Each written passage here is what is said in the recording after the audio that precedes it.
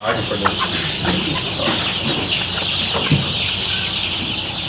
we do at Fitrah Farms, we believe in a complete organic environment, the way the animals raise from the beginning to the end. We started this out of a need to feed our family healthy food, and then it kind of grew from there.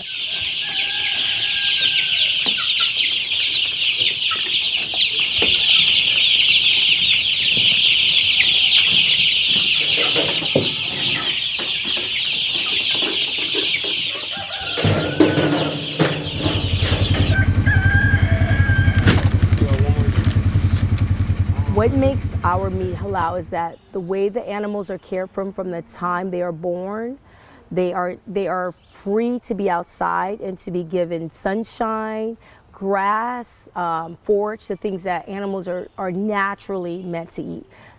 You know, the industry gives them corn and all these grains. It fattens them up really fast, but it's not meant for a healthier meat. So that's the health side of it. And then we have the way we slaughter our animals. There's these particulars about it that makes it zabiha.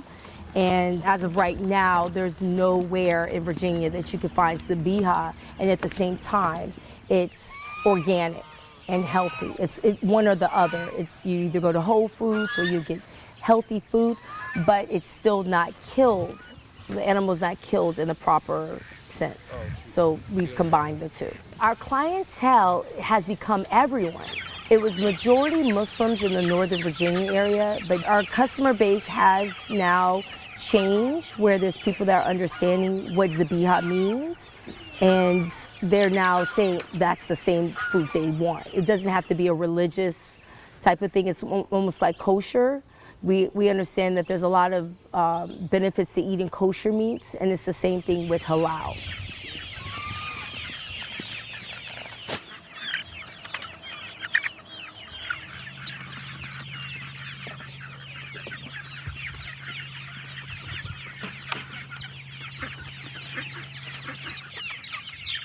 We want people to buy our products, of course. When you're the only person selling organic zabiha in Virginia, that you would think that that's something that will bring people to you.